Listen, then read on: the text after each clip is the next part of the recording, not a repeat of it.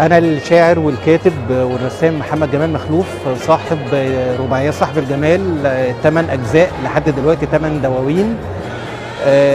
وكنت بخصوص معرض الكتاب كنت كتبت رباعية بتقول: ألف قاف ر ألف عليها همزة اقرأ. دي أول كلمة من ربنا لرسوله محمد، يعني يا نبقى علماء يا نبقى تلامذة بتقرأ، بالعلم والإيمان بس هنبقى أقوى وأجمل.